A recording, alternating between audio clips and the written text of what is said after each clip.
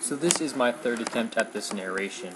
Anyways, I'm finally doing an instance recording here, and it is Waterworks. For those of you who don't know, it is in Crab Alley, and you must be level 60 to enter. It is where you get your current best gear, so you'll need to farm it at some point if you plan on reaching level 60. Alright, so my team here is me on my balance. We have Autumn Nightgem on her Death Wizard. Then we have Aces from Central. He's on his Life Wizard Alan and Storm Wizard Gilroy. And it's a decent team. It's really good for boss battles. When you do this instance, what you're going to want to have is at least 3 wizards. I mean, it's possible with 1 or 2, it'll just take forever. So 3 is a good number, 4 is even better. And for these mob battles, because there is quite a few of them, what I recommend is setting up your deck with 2 Gargantuan, 2 of your AoE, so if you're Myth, 2 Humongo Frog, if you're Fire, 2 Meteor, etc. 1 Blade and 1 Vengeance. And depending on how your Dex and Pip turns up, either you guys can all hit the first round with your monstrous AoE, or take the first round to cast a Blade or set up Vengeance, and then kill in the second round. And you should be knocking these mobs out in 2 turns, and makes it go a lot faster.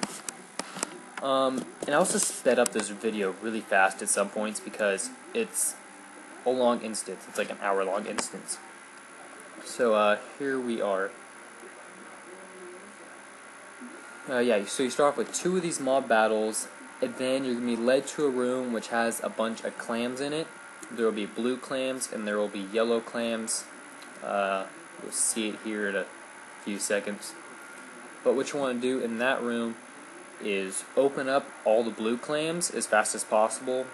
I don't think it's possible for one person to do all the clams, so it's best if you guys decide, okay, 2 people take the left side, 2 people take the right side, and then you go back that way to get the clams.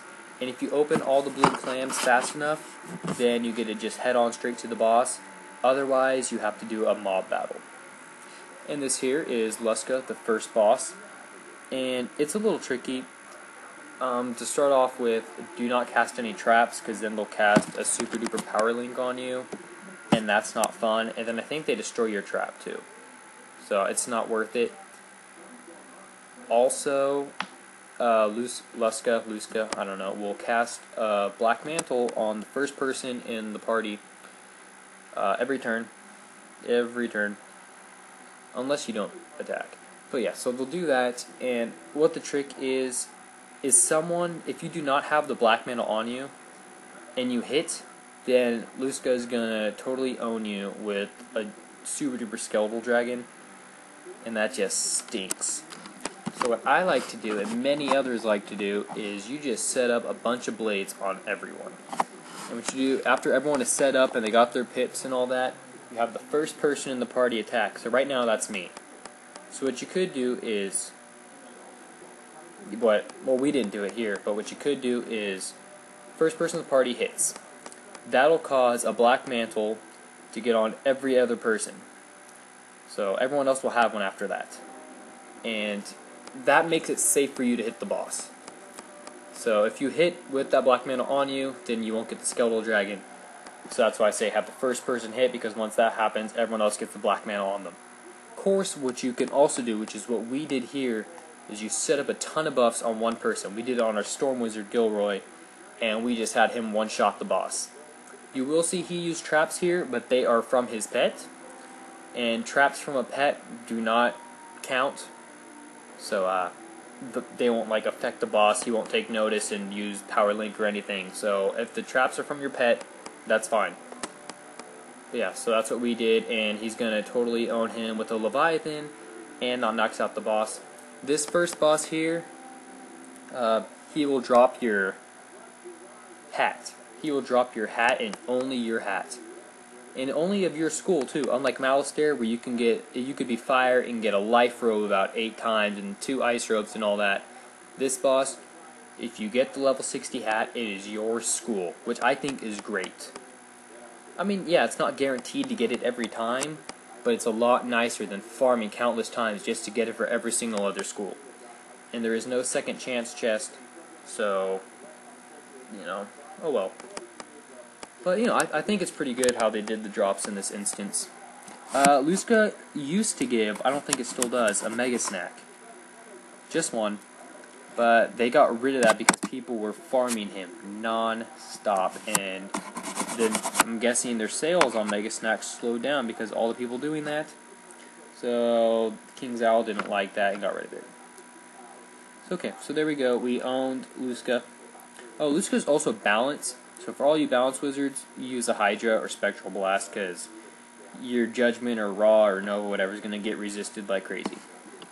Anyway, so after you do that, you head back through to the main room, and you're going to have to do 2 more mob battles. Go back and set your deck the way I told you to, or however you like to do it best. I also like to have a different deck for each boss, so that way I don't have to constantly go through, take out cards, add cards between the battles. I'll have one deck for the mob battles, one deck for Luska, another deck for the final boss, which is actually 3 bosses in one battle. So that's what I recommend. It speeds things up, and it's a long instance to begin with, 45 minutes to an hour and 15, hour and a half, depending on how fast you guys are. So anything helps. And so you'll have these 2 battles, and after that you're going to have to head through the main room again. And I can't quite remember. I'm ahead of the video right now, so I'll just wait before I give you false information. I actually sped up the video so much that the little preview screen that it shows me so I know what I'm talking about is like lagging behind. So for all I know, this narration could be way off, and I'm sorry about that. But okay, anyways, you do these 2 battles, and then it's either the first room after that you'll be put in a room, and there'll be this book and all these levers, and you have someone read the book. It'll summon this little fish. You pretty much play follow the leader. Whatever lever the fish goes to, you go to that lever and you click it. After about like 5 levers, then the fish disappears and you're able to go on to the next room. If you somehow mess up, then you gotta do a boss battle. Kind of like the clams. You get it right, you move on. Otherwise, you have a battle. So then you go into the next room and you battle these monsters. There's a lot of battling these monsters. Luckily, it's not that bad battle. With 4 people and Gargantuan, it should go relatively fast. Boss battles are what usually take the longest.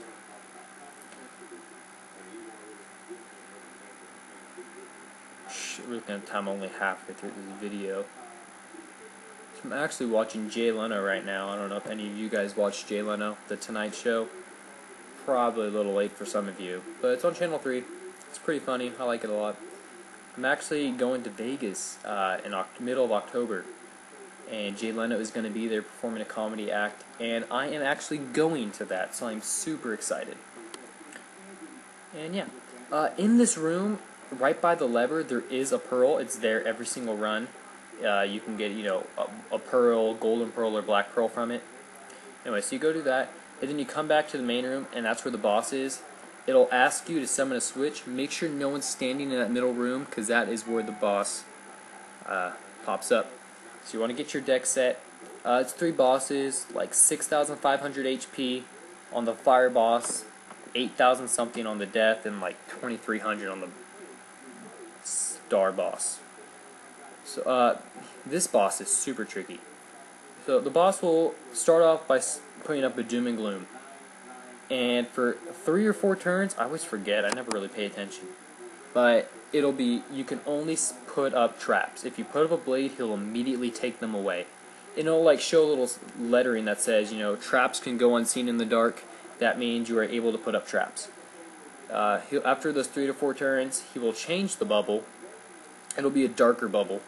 And it'll say blades go unseen in the dark. And any traps that were currently up and any traps you put up under that bubble, he will take away. So it totally wastes them. But at least that you could put up your blades. And after 3 to 4 turns, he changes back to the trap bubble, and any blades you had up that you didn't use, he gets rid of those. Also, if you're not hitting with an AoE, so if you're not hitting with a frog or a Nova or Snow Angel or whatever, then you need to have a buff, and I think it's on the fire. I think you need to have a buff on the Fire Wizard, otherwise he like casts a Raw or a Nova or something. And so I just recommend when first start off, you skip the trap round and just kind of hoard all your blades and your AoEs in your hand. And so when the blade round starts, you can immediately start putting up a blade or two, make that Humongo Frog or Meteor or Fire Dragon or whatever. Make that in your hand, cast a Vengeance if you have time, and then before he changes the bubble again, hit with your Frog or your Snow Angel or whatever. And after a couple of those, especially if you're lucky to get a crit, then that'll take out the Fire and the Death guy, and you're only left with the main boss. And after that, you can hit without, I believe it's then you can hit without a buff, having to have a buff. But I mean, it's better to just have one anyways. What we are doing here, which Gilroy has taught me before, is you skip the trap round, like I said, the first 3 or 4 rounds, and then you start on the blade rounds, and you just cast a ton of blades. And you want to cast like all in one person. He's our Storm, and so he's going to hit with the Storm Lord, so we put all of our blades and stuff on him. And then during that blade round, you cast a Storm Dispel on the highest HP boss, the 2300 one. And if you do that, then when he switches the bubble to the trap, it'll dispel his disarm spell. So he won't take away your blades. However, if you cast any more blades, he will then take away your blades. So avoid that. But it lets you set up a couple traps so you can hit with your blades and traps. So that's what we do here is he puts up the Storm Dispel on the boss and then casted a couple feints, and I think that was it, and then he goes and owns him with the Storm Lord. So I mean, there's a couple ways you can do it. I typically don't do this way unless we have a Storm Wizard, just because no one really hits hard enough.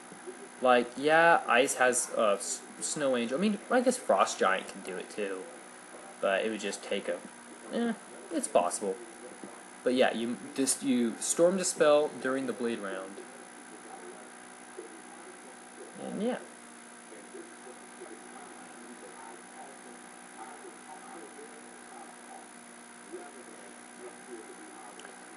That's pretty much all I have to say for this. I hope you guys liked the video and found it useful. Feel free to leave me comments. Suggest what instances or boss battles even that you would like to see next. Please please name what world and street that boss is on, because I more than likely would not remember them.